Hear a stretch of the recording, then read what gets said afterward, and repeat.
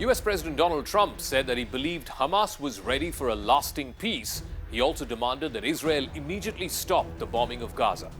Late Friday, the terrorist group Hamas said it was ready to release all the Israeli hostages. This was the first step of the 20-point Trump peace plan. Hamas so far was loath to releasing the hostages, fearing that it would lose the only leverage it had over Israel.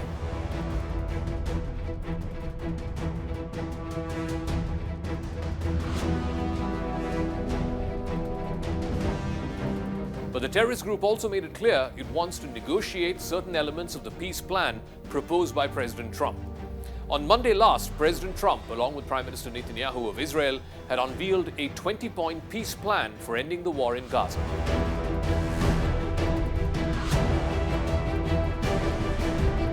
A statement and later a video released by the office of Prime Minister Benjamin Netanyahu said that Israel was preparing to implement the first stage of Trump's plan for the immediate release of all the hostages. In fact, Netanyahu went live on Israeli national television. אנחנו על סף הישג גדול מאוד. זה עדיין לא סופי.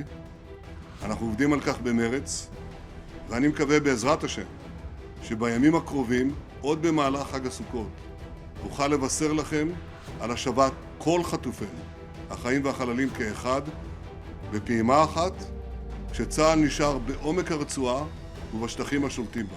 In a video posted on Truth Social, President Trump called it a very special day, maybe even an unprecedented one. But he said there were more details that still need to be worked out.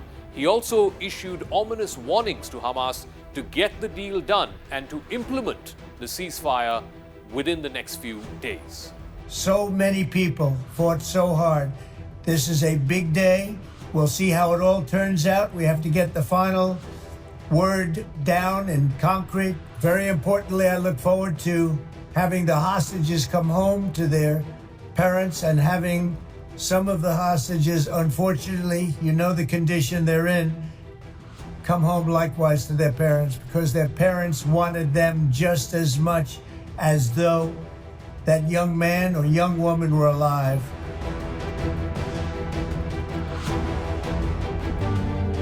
A group representing the families of Israeli hostages said that the demand that Trump has made of the Israeli government was essential to prevent the serious and irreversible harm to hostages.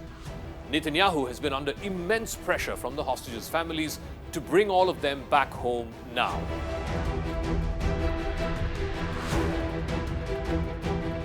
The armed terror group Hamas said it would release the hostages according to the exchange formula that is contained in President Trump's proposal.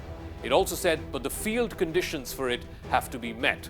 Now, Hamas did not exactly mention what it meant by field conditions or that if it had a timetable for when the release of the hostages will take place. Hamas has already released more than 100 hostages over the last 2 years. They were handed over to the IDF at designated border points, which is likely to be the same template which they will follow this time around as well.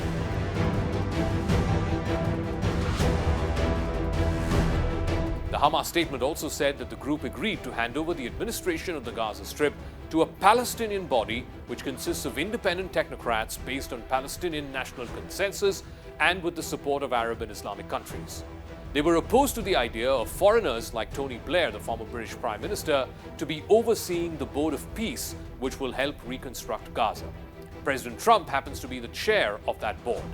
It was not clear from the statement of Hamas if it also agreed to a stipulation that it called for the group to be barred from exercising any political power in a future Gaza.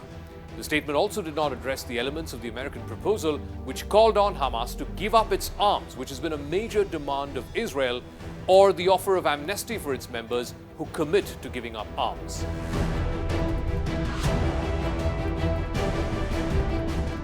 The statement did make it clear that Hamas wants to play a role in the discussion of the future of the Palestinian people. Hamas said it wanted to be among Palestinians over the issues relating to the future of Gaza and the rights of the Palestinian people. It also said that Hamas will be a part of that discussion and it will contribute responsibly to that discussion.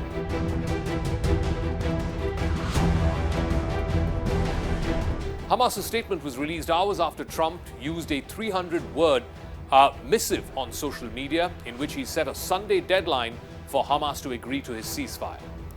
Israel's September 9 strike targeting Hamas representatives in Qatar rankled government officials both in the region and in Washington. What it also did was to motivate an angry Donald Trump and his advisors to put pressure on Benjamin Netanyahu into supporting a framework to end the war in Gaza. Trump even made Netanyahu call up the Emir of Qatar, Sheikh Mohammed bin Hamad Al Thani, and offer a rare public apology for that strike in Doha.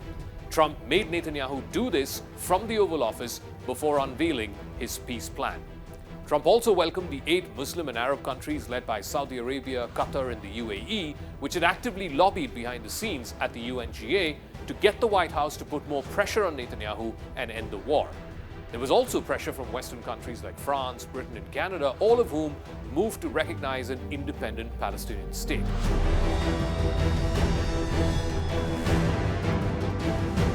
Israel believes there are about 20 living hostages in Gaza, as well as roughly 30 more whose dead bodies are in Hamas custody.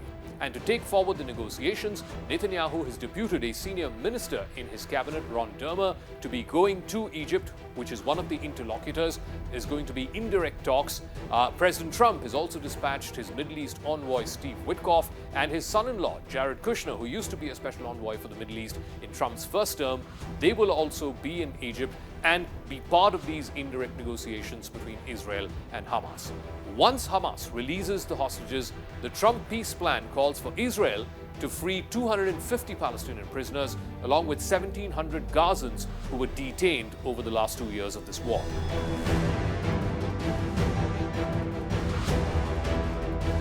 The war in Gaza began on the 7th of October 2023 after the Hamas-led attack on Israel, in which roughly 1,200 people were killed and 250 taken hostage.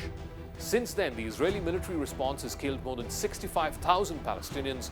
That war completes 2 years on Tuesday, October the 7th, 2025. And finally, there is a glimmer of hope for the hostages and their families.